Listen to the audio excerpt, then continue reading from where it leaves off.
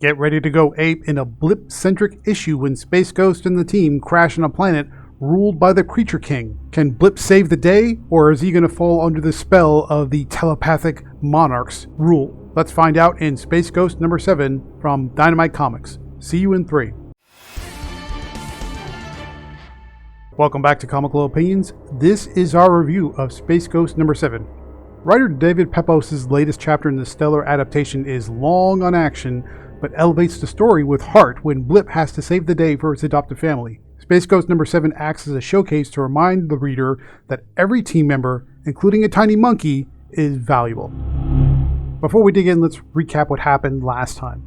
Last we left the team of spacefaring adventurers in Space Ghost number 6. Jace had isolated himself from the team after their previous adventure cornered him into using deadly force to save lives. Fearing Space Ghost was disappointed beyond all hope in him, Jace considered leaving the team. But a battle that forced everyone to work together resolved and strengthened the bond between surrogate father and son. And that brings us to the current issue. In Space Ghost number 7, we begin with Jace waking up in a mental haze. He's blinking, he's trying to figure out where he is, he's completely disoriented. He hears a nearby voice in a calm, soothing manner telling him to be calm, not strain himself just yet. Through his haze, Jace sees the voice belongs to Blip, and the monkey explains he could only pull one person from the crash of their Phantom Cruiser after it was attacked and forced to crash land on planet Halcyon. When you start off with a character just coming out of a haze and disoriented, not realizing where they are or what's going on, that can be a bit of a gamble, can be pretty dicey. However, David Pepos matches the reader's experience with the appropriate amount of disorientation that Jace feels. As we'll soon see, the haze isn't solely due to the crash, so there's more to it, but the beginning feels off-kilter, but with good reason. Jace struggles to think clearly and put words together, which would immediately lead you to believe that maybe he has a concussion or some kind of injury. Blip hurriedly explains the Creature King has developed a massive array that projects what he calls encephalo-rays over the entire area, giving animals the gift of intelligence and speech, while humans mentally devolve. The advanced chip in Blip's brain, remember that one? We haven't seen that all the way since issue number 1, adapted to the encephalo-rays influence. Now Blip must lead Jace into the heart of the nearby jungle to find the mastermind behind the tower's construction, Creature King, and save the day. David Pepos concocts a believable plot to explain how Blip can speak and act with reason when Jace and the others cannot. The setup forces Blip to take the lead in the ensuing adventure, motivated by the deep affection he has for what he calls his family. So in short, it's a very quick, almost terse way to set up a situation and kind of bring it all together for Blip to take the lead. But in context, it's plausible, it's believable, and it makes sense. Elsewhere, Creature King gloats over his recently captured hostages, Space Ghost and Jan, who are the latest victims of his encephalo-ray creation.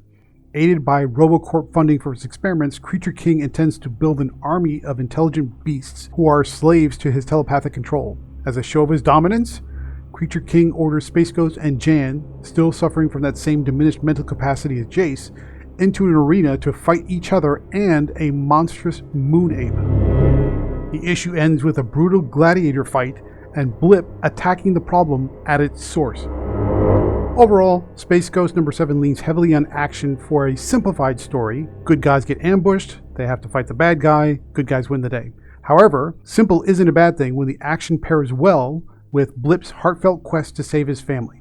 So you get a lot of action, a decent amount of heart, put together, it's an enjoyable read. Let's switch gears for a second and talk about the art. If we look back all the way to issue number 1 and to where we are right now, then as now, Jonathan Lau's artwork is amazing. It's tough to imagine another artist bringing the same level of power and dynamic energy to an updated cartoon comic. The story looks fantastic, so there's not a single thing to criticize about Lau's delivery. This just looks like a fantastic comic. Let's take a step back and look at the bigger picture. Of course, all the villains that have appeared in the series so far are not new creations. That's not a bad thing in this case. Creature King, like most of the villains who've shown up so far, is one of the original villains from the original Space Ghost cartoon. The simpler and less intimidating version of the Creature King first appeared in Space Ghost episode titled Creature King, like his namesake, on September 24th, 1966. So this character, although showing up in this series for the first time, is actually almost 60 years old. Final thoughts, what do we think about Space Ghost number 7 from Dynamite Comics? It's an action-packed issue that forces Blip to take the lead in thwarting the villain's plans. David Pepos' simple plot makes the most of Blip's heartfelt adventure, and Jonathan Lau's artwork is spectacular. From start to finish, we're very happy with this issue. Therefore, Space Ghost number 7 earns a rock-solid 9 out of 10. Even for a simplified plot and a Blip-centric issue, it still maintains all the things we like about Space Ghost and gives you a pretty fun adventure. But what do you think? Are you enjoying these cartoon adaptations that Dynamite has taken up over the past year? And which is your favorite? It's really a toss-up for me between Space Ghost and Johnny Quest, to be honest. Leave a thumbs up if you thought this review is helpful, and drop a comment below with which of the cartoon adaptations Dynamite has undertaken in the last year is your favorite. Also, remember to click on the link in the description to read the written review, check out the variant covers and preview pages, and buy this comic to help support the channel. Your support, of course, as always, is greatly appreciated. So thank you very much for joining, and stay tuned through the outro for more reviews just like this one.